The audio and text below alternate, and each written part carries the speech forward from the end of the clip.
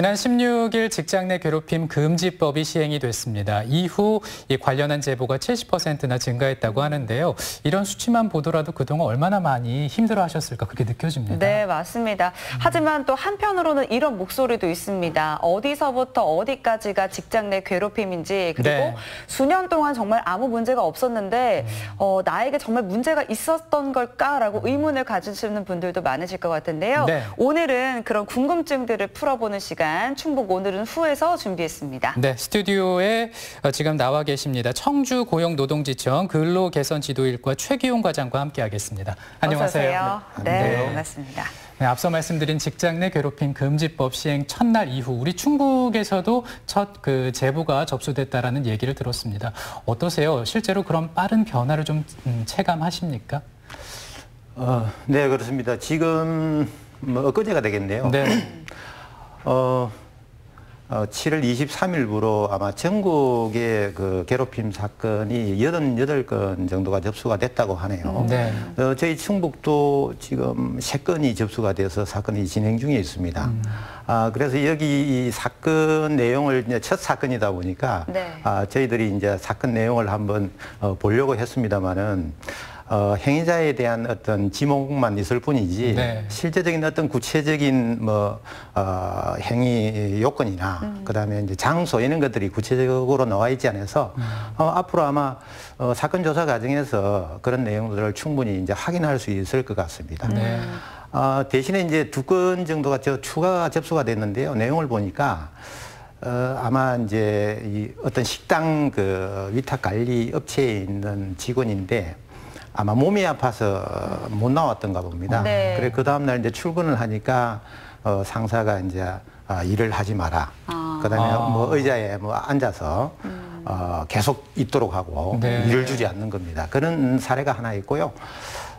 다음으로는 그 신입사원인데 네. 신입사원님이 이제 사수가 있잖아요. 그렇죠. 그래서 사수가 있는데 사수가 이제 사적인 일 그런 것들을 시키고 일을 주지 않으니까 이제 신입사원이 이렇게 했겠죠. 그러면 뭐 다른 부서에 가서 일을 하고 싶습니다라고 했겠죠.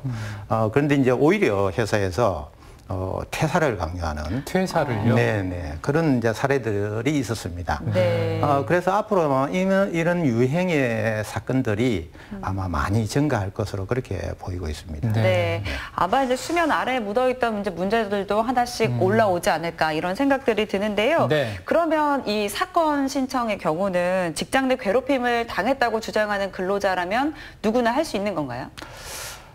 네, 그렇습니다. 피해를 입은 분은 물론이고 피해를 당했다고 이제 주장할 수도 있겠죠. 그런 부분들하고 그다음에 이제 목격해서 제3자가 이제 할 수도 있어서 누구든지 사용자에게 또는 그 고용노동부에 신고를 할 수가 있겠습니다. 네. 그러면 이렇게 사업장에서 법 위반을 했다라는 게 확인이 되면 어떤 식의 조치들이 이루어지는 거예요? 저희들이 이제 법 위반 사항이 이제 확인이 되면 첫째는 이제 우리가 개선 지도하는 행태가 있습니다. 네. 이제 사용자에게 해당 사건에 대해서 조사도 하고 그다음에 적절한 조치를 하도록 이렇게 개선 지도를 하죠. 뭐 적절한 조치라고 하는 것은 이제 가해자에게는 이제 피해자한테 사과도 할 수 있는 문제가 있고 네.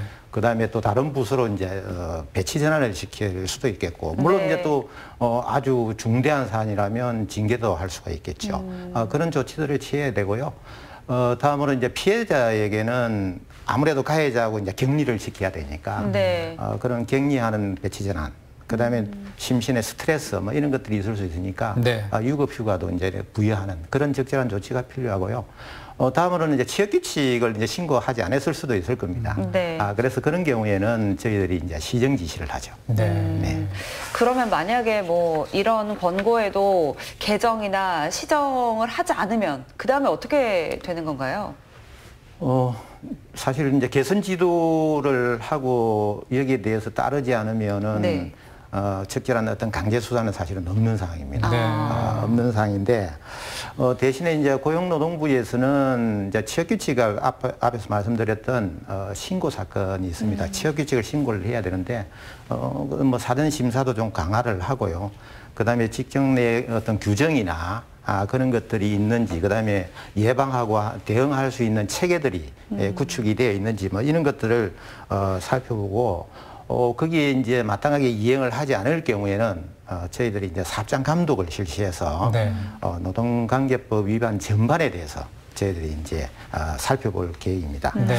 그리고 이제 취업규칙 같은 경우에는 이제 시정 지시에 따르지 않으면 네. 법상에 과태료 500만 원 이하를 부과하도록 되어 있죠. 네. 네. 앞으로 또 이제 보완이 돼야 할 부분이 있지 않나라는 생각이 듭니다. 근데 이제 지난 16일에 시행을 했으니까 이 법이 시행이 된 지 이제 한 주 정도 그렇죠. 기간이 지났습니다. 근데 사업장 내에서 아직도 내가 직장 내에서 괴롭힘을 당하는 게 맞는지 갸우뚱하시는 분들도 있거든요. 네, 그렇다면 이 판단이 좀 제대로 설 수 있게 직장 내 괴롭힘에 대한 정의를 다시 한번 짚어주신다면요. 네, 저희들 그 근로기준법 사실은 앞에서 아까 금지법이라고 이야기를 하셨습니다만 네. 개별법이 있는 건 아니고요. 저희들 이제 근로기준법의 개정을 통해서 신설을 했습니다. 네. 거기에 이제 76조의 2에 보면 직장 내 괴롭힘에 대한 정의가 들어 있습니다. 정의가 들어 있는데 사용자 또는 이제 근로자는 그 직장에서의 지인 또는 관계 등의 우위를 이용을 해서 업무상 이제 적정 범위가 있을 겁니다. 네. 그 범위를 넘어서서 다른 근로자에게 그 정신적이거나 그다음에 신체적으로 고통을 가한다든지 그다음에 이제 근무 환경이 악화되는 그런 행위들을 이제 저희들이 정의를 하고 있죠. 네. 그렇다면 이제 구체적으로 직장 내 괴롭힘에 해당이 되는지 안 되는지 저희가 좀 사례를 들어가면서 네. 더 이야기를 나눠보겠습니다. 네. 제가 지금 사연을 좀 하나 가지고 있는데요. 좀 읽어드리겠습니다. 저는 IT 기업에서 팀장직을 맡고 있습니다. 팀원들을 이끄는 입장에서 요즘 고민이 많습니다. 예를 들어 지각을 너무 자주 하는 후배를 따로 불러서 남들만큼만 하자고 꾸짖은 적이 있는데요. 앞으로 이런 말도 위법 행위에 포함될 수 있다고 하는데 정말 그런가요? 합법적으로 지적을 하려면 어떻게 해야 되는지 고민입니다라는 사연이네요. 네, 이 얘기를 들으니까 이제 어떤 부분에서 조금 혼란스러울지 고민이 되는지 이제 짐작이 되는데 네. 이 사례는 실제로 뭐 법을 위반한 사례가 되나요? 어떻습니까? 네, 이 부분은 이제 위법성을 이제 구체적으로 따져봐야 되겠죠. 네. 앞에서 사례에서 말씀드린 내용을 보니까 이제 행위자가 누구냐 뭐 하는 문제가 있는데 네. 행위자는 이제 팀장이라고 했으니까요. 그렇죠. 네. 행위자로 상급자는 맞는 것 같습니다. 그다음에 이제 우리가 행위 요건들을 보면 아까 3가지 정도로 저희들이 요약을 했죠. 처음에 이제 직장 그 범위를 넘어서는 경우하고 네. 그다음에 이제 우위 지위를 가지고 괴롭히는 경우 이런 것들이 있었는데 팀장이니까 당연히 이제 직장 상사로서 역할을 했던 것 같고요. 그렇죠. 그다음에 이제 업무상 적정 범위를 넘었느냐 하는 문제는 다소 뭐 추상적일 수는 있겠습니다. 네. 추상적일 수는 있겠는데 우리가 이제 범위를 넘었다라고 하는 것은 이제 흔히 업무상 이제 필요성이 없다. 그다음에 이제 사회 통념상 봐도 적절하지 않은 행동이다. 뭐 이런 것들로 볼 수가 있겠죠. 그래서 여기서 지금 보면 부하 직원에 대한 잦은 지각, 뭐 아마 이제 근태 불량에 대한 것을 이제 일깨우기 위해서 아마 남들만큼은 하자라고 이제 아마 체근을 한 것 같아요. 그죠? 네. 그래서 이는 아마 뭐 근태 불량 정도에 대한 지적이니까 업무상 필요성은 충분히 있다라고 보여지고요. 네. 그다음에 대신 이제 공개적인 석상에서 이제 망신을 준 건 아니지 않습니까? 네. 그래서 따로 불러서 이야기를 했다 그러면 아마 부하 직원에 대한 뭐 인격권을 좀 보호해준 그런 측면도 좀 보이죠. 말씀하시는 거 들어보니까 정말 따져볼 게 많네요. 네, 네. 그렇습니다. 그래서 이제 후배 이제 근태 불량을 지적하고 그다음에 주의를 준 것은 아마 정당한 행위로 보여지고요. 네. 달리 뭐 지금 폭행이나 폭언을 하지 않았기 때문에 네. 그 부분을 가지고 업무상 뭐 적정 범위를 넘어섰다. 뭐 이렇게 보기는 어렵겠죠. 네. 그다음에 이제 물론 아까 정신적 그 신체적 고통을 뭐 가하거나 그다음에 이제 근무 환경을 악화시키는 그런 부분들이 있었지 않습니까? 네.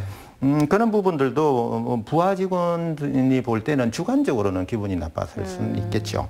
근데 이제 설명한 대로 따로 불러서 나름대로 배려하는 차원에서 좀 설명도 한 부분이 있고요.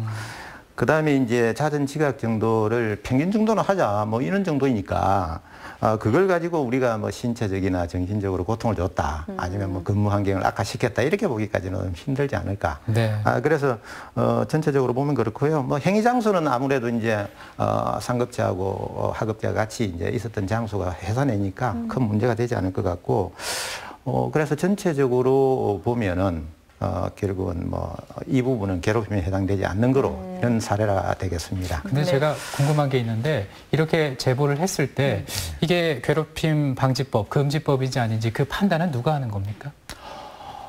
판단은 결국은 이제 신고 사건이 네. 접수가 되면 네. 저희들이 판단을 하겠고요. 네, 첫째는 앞에서 이제 회사에서 자율적으로 사실은 이 문제를 해결을 해야 됩니다. 그렇죠. 그래서 회사 내에서 일차적으로 판단하는 게 가장 중요하겠죠. 네. 그래서 회사 내에서 앞에서 말씀드렸던 취업규칙 규정이나 이런 것들을 근거로 해서 네. 괴롭힘에 대한 문제를 일차적으로 판단해서 통보를 하면 그게 불만을 느끼면 이제 고용노동부에 올 거고요. 조율을 해주시겠군요. 네. 그래서 네. 이제 저희들에게 오면 이제 저희들이 이제 판단을 하고 네. 결국은 나중에 뭐 전체적인 부분으로는 이제 법원도 갈 수 있는 그런 네. 문제가 될 수 있겠죠. 네. 또 1차적으로 회사에도 판단을 잘 해줘야겠고 그렇죠. 또 조사원분들께서도 판단을 잘 해주셔야 될 것 같은데 얘기를 들어보니까 따져야 될 부분이 정말 많아요. 그리고 저는 또 지금 놀란 게 저는 따로 불러서 이야기를 했다. 이게 오히려 좀 위협이나 뭔가 공포감을 줄 수 있지 않나라는 그렇죠. 생각을 네. 했었는데 네. 어떻게 보면 배려를 했다라고 볼 수도 있어서 상황에 따라 굉장히 판단이 다를 것 같다라는 생각이 들었거든요. 예, 그럴 수 있겠습니다. 그렇다고 해서 반드시 그렇게 볼 사안은 아니고요. 행위 장소하고 사항 등을 이제 종합적으로 이제 고려해서 판단을 네. 해야 되겠죠. 해야 되는데 대신 앞에 사례에서 보는 것과는 좀 달리 우리가 또 볼 수가 있겠죠. 예를 들면 이제 팀장이 뭐 따로 부른 장소가 좀 공포심을 유발할 수 있는 장소라든지, 그죠. 그 다음에 이제 뭐, 저항이나 거절도 못할 정도의 어떤 환경적인 조성이 돼 있다든지, 네. 그럴 수 있겠네요. 뭐 그런 상태에서 폭언이나, 뭐 협박, 뭐 이런 것들로 해서, 그 뭐 단발성으로 거치는 건 아니고, 지속적으로 그렇게 된다면, 그것도 하나의 괴롭힘이 될 수가 있습니다. 네. 네. 사실 뭐 법이라는 게 양면이 존재하는 것이기 때문에 이런 직장 내 괴롭힘 금지법에 대해서 고민하는 것 자체가 더 나은 직장 생활을 위한 그런 문화를 만들기 위한 그런 과정이지 않을까라는 생각도 가져보게 되네요. 네, 맞습니다. 네. 그동안 이제 직장 생활을 하시면서, 남이 아닌 이제 본인의, 자신이 아니고 본인의 입장이 아닌 남의 입장에서 보통 이제 생각을 해야 되는데, 네. 보통 보면 남이 아닌 자신의 입장만 계속 고집을 많이 하잖아요. 맞아요. 그렇게 이제 행동했던 그 분들은 아마 이번 법 시행으로 한 번쯤은 뭐 다른 사람의 입장에서 생각해보는 그런 것들로 좀 고민을 해줬으면 좋겠고요. 네. 뭐 직장 내 괴롭힘 문제는 사실 조직 문화의 어떤 특수성 같은 것들이 기인하고 있지만 결국은 사람의 문제 아니겠습니까? 네. 그래서 그동안 우리가 남에게 그냥 무심코 상처받게 하거나 힘들게 했던 것들을 이제 좀 되돌아볼 필요가 있어요. 그리고 이제 나부터 바뀌어야지 하는 그런 어떤 그 사고의 인식을 네. 변화시켜야 되지 않을까 하는 생각이 듭니다. 네. 다음 사연도 좀 한번 소개를 해볼게요. 이번엔 네. 제가 좀 소개를 해드릴 텐데요. 방위산업체의 차장급 직원입니다. 최근 친한 남자 후배에게 장난 삼아서 요즘 살이 좀 붙은 것 같다 말했다가 순간 속으로 아차 싶었습니다. 법 시행 후 사소한 농담조차도 조심하게 되는 분위기인데요. 과거에는 새로 들어오는 직원이 있으면 빨리 친해지기 위해서 연애 등 업무 이외의 주제로 많은 이야기를 나눴는데 이제 그런 것도 꼬투리가 잡힐 수 있다는 생각이 드네요. 라는 사연이었습니다. 네. 네. 참 조심스럽죠. 맞아요. 예. 뭐 요즘 살이 좀 붙은 것 같다라고 해서 부하 직원에게 이제 남자 부하 직원에게 이야기를 네. 했다라고 하니까요. 네. 사실상 뭐 좋은 의미일 수도 있을 겁니다. 근데 그것도 하필이면 부하 직원이 좀 육중하고 했는데 그런 말을 했다라고 하면 되게 또 좀 기분이 나쁠 수가 있겠죠. 스트레스가 네. 될 수도 있고. 예. 그래서 이제 좀 주관적일 수가 있습니다. 네. 주관적일 수가 있는데 하지만 그런 것들의 이야기가 뭐 단발성으로 끝나고 지속적으로 이루어지지 않는다면 사실 그걸 뭐 괴롭힘이라고 볼 수는 없겠죠. 네. 그래서 그런 것들이 있고요. 대신에 이제 그런 것들이 업무와 관련성이 또 좀 있어야 되는 겁니다.